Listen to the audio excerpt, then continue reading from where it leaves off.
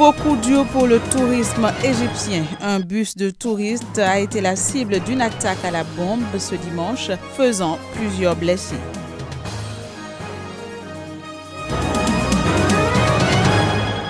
Brève interpellation de Lambert Mende en RD Congo. L'ancien porte-parole du gouvernement a été interpellé chez lui ce dimanche.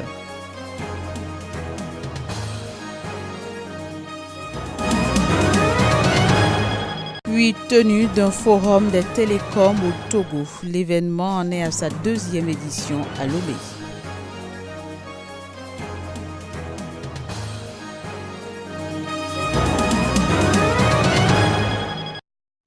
Ravi de vous retrouver en ce début de semaine. Bienvenue à toutes et à tous sur Sika TV. Je l'annonçais en titre, l'Égypte a été frappée ce dimanche par un nouvel attentat.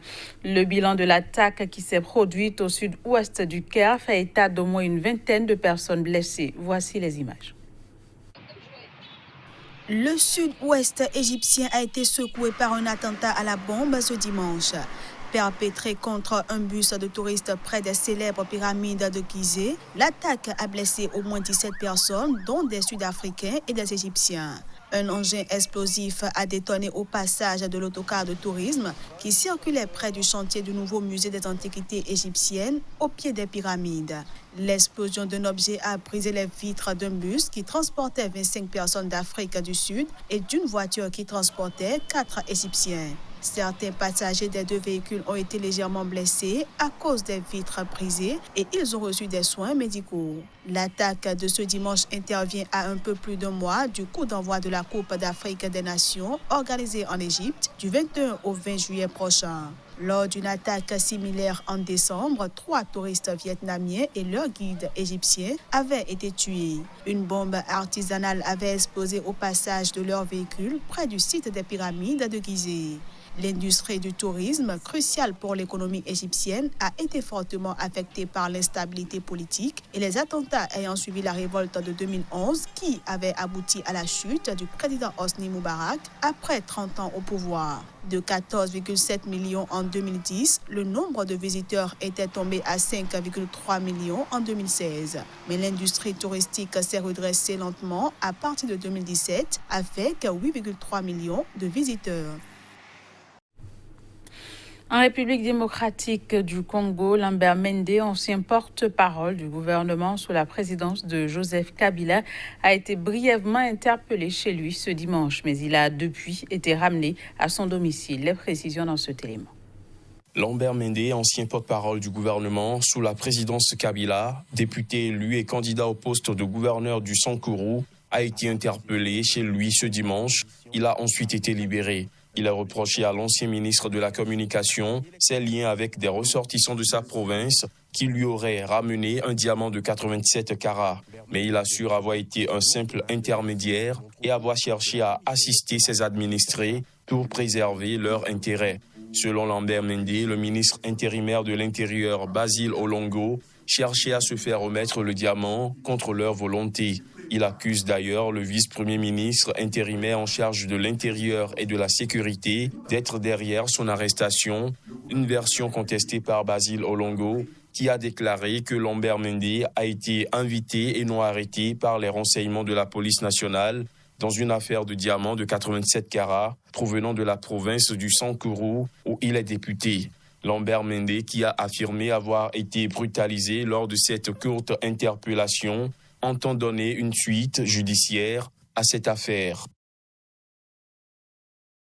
En Afrique du Sud, l'ancien président Jacob Zuma comparaît à nouveau ce lundi devant un tribunal, et ce pour plaider l'abandon des accusations de corruption qui le poursuivent depuis 20 ans dans une rocambolesque affaire de vente d'armes. Jacob Zuma, l'ex-chef de l'État sud-africain, comparaît à nouveau ce lundi devant un tribunal, demandant l'abandon des accusations de corruption qui le poursuivent depuis 20 ans. Jusqu'à vendredi prochain, la Haute Cour de Pietermaritzburg doit entendre les arguments du parquet, décider à examiner le cœur du dossier et les avocats de l'ex-chef de l'État qui dénoncent des vices de procédure et un procès politique. Et c'est épaulé de quelques partisans que Jacob Zuma est arrivé en début de matinée au tribunal. L'ancien président est accusé d'avoir touché 4 millions de rands, soit 260 000 € de pots de vin du groupe français de défense Thales, également poursuivi lors d'un contrat d'armement de près de 4 milliards d'euros attribué en 1999. À l'époque des faits, Jacob Zuma était ministre provincial, puis vice-président du pays. Selon l'accusation, il a été rémunéré pour éviter à Thalès des poursuites pour corruption. Mais les deux parties ont toujours nié ces allégations. Englué dans de nombreux scandales, Jacob Zuma a cédé en décembre 2017 sa place à la tête du Congrès national africain ANC au pouvoir à son vice-président Cyril Ramaphosa. 2 mois plus tard, ce dernier l'a poussé à la démission et lui a succédé à la tête de l'État avec l'ambition de nettoyer son parti et l'État de la corruption qui les gangrène. Au Soudan, les militaires et les chefs de la contestation poursuivent ce lundi, disais-je, les négociations sur la composition d'un futur conseil souverain de transition. Et ce, plus d'1 mois après le renversement par l'armée du président Béchir. Les négociations marathon entamées ce dimanche soir sur la composition d'un futur conseil souverain de transition vont reprendre ce lundi soir entre les militaires et les chefs de la contestation au Soudan.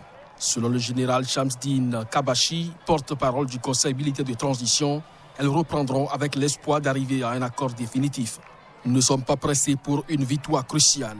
Quelle que soit l'issue des négociations, il s'agit d'un pas en avant, avait indiqué à l'aube sur Twitter l'association des professionnels soudanais, pilier du mouvement de protestation. Les leaders de la contestation veulent à tout prix qu'un civil dirige cette future institution clé, après un appel pressant de la communauté internationale à ce que les négociations débouchent sur une transition vraiment dirigée par les civils. Fer de lance de la contestation, l'Alliance pour la liberté et le changement avait indiqué dimanche que les négociations se focaliseraient sur la répartition entre armée et contestation des sièges du Conseil souverain ainsi que sur son futur chef. En ce qui les concerne, les généraux insistent pour y obtenir une majorité de sièges, tandis que les leaders de la contestation veulent limiter la présence des militaires et placer un des leurs à la tête. Avant la suspension des négociations mercredi dernier, militaires et protestataires s'étaient entendus sur plusieurs points dont la durée de la période de transition qui est de 3 ans et la création d'un parlement composé de 300 personnes dont les 2 tiers seraient issus de l'ALC. Peter Mutharika, chef de l'État sortant du Malawi, joue sa carrière politique ce mardi. Ce sera lors d'une élection présidentielle à l'issue incertaine où il affrontera le chef de l'opposition et 2 membres de son propre gouvernement. Outre la présidentielle, les 6 800 000 d'électeurs malawites doivent aussi élire mardi leurs députés et leurs conseillers locaux dans ce pays très dépendant de l'aide internationale. Peter Mutharika, au pouvoir depuis 2014, brigue un second mandat face à 7 autres candidats. Sa présidence a été ternie par des affaires de corruption alors qu'il s'était engagé à lutter contre ce fléau.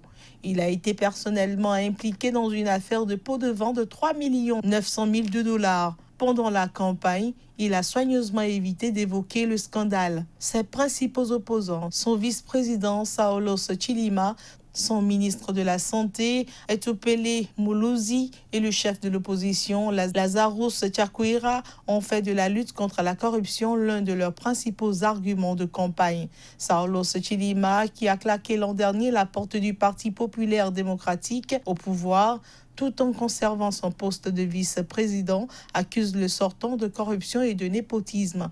Samedi, Lazarus Chakwera, chef de la principale formation d'opposition, a lui aussi joué la carte anti-corruption. Cette année, il dispose d'un avantage de poids, le soutien de l'ex-présidente Joyce Banda. En 2019, la moitié des 18 millions de Malawites vivent toujours sous le seuil de pauvreté et seuls 11% de sa population ont accès à l'électricité.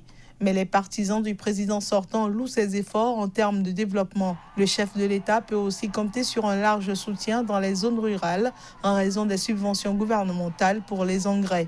Ces élections sont les premières organisées en vertu d'une nouvelle loi sur le financement des partis et des campagnes. Au Togo s'est tenu le Forum des télécoms. C'était à l'occasion de la célébration de la Journée internationale de télécommunications. L'événement, qui en est à sa 2e édition, a été enrichi par plusieurs séances de communication. Forum des télécoms à Lomé. La 2e édition est tenue ce 17 mai. Date retenue pour la célébration de la Journée internationale de télécommunications. Le forum là apporte une lumière à la population pour savoir quels sont leurs droits. Parce que lorsque vous achetez du crédit de communication, par exemple, c'est votre argent, vous devez être en mesure de savoir qu'est-ce qui est en retour, qu'est-ce qui vous est dû. Lorsque vous allez, par exemple, au Bénin, avec 400 francs, vous avez une communication, un forfait de 500 mégas. Alors qu'à Lomé, par exemple, vous avez 200 mégas. Pourquoi cette différence de prix? Quels sont les objectifs qu'on leur a assignés avant de pouvoir appliquer ces tarifs? Quel est l'objectif? Parce que vous n'êtes pas sans savoir que lorsqu'on accorde une licence à un opérateur de téléphonie, ils ont un cahier de charges qu'ils doivent respecter. Voilà, donc c'est une invite pour la population, ou bien une adresse à la nation pour pouvoir connaître ses droits en matière de télécommunication. Plusieurs communications abordant le développement en matière de la télécommunication et de la révolution numérique ont été exposés aux acteurs de la société civile, de la santé et autres personnalités à travers le thème « Réduire l'écart en matière de normalisation ». Un thème retenu cette année sur le plan mondial pour la célébration de la 54e journée internationale des télécommunications. L'UET est censé être l'organe qui régule tout ce qui est réglementation en termes de télécommunication. Donc, les normes qu'ils instituent doivent être respectées par chaque pays pour que la communication soit harmonisée dans les pays. Donc, ils initient des journées pour pouvoir rappeler les engagements pris les uns les autres pour pouvoir atteindre les objectifs qui se sont fixés pour le développement durable. Les organisateurs du Forum des télécoms à Lomé s'engagent à œuvrer pour éclairer les utilisateurs de la télécommunication sur leurs droits en matière des normes requises et surtout en matière de la consommation des produits des réseaux de téléphonie mobile GSM. Voilà, c'est sur cette note du Togo que prend fin cette édition. Merci de l'avoir suivi. Très bonne suite au programme sur CICA TV. À bientôt.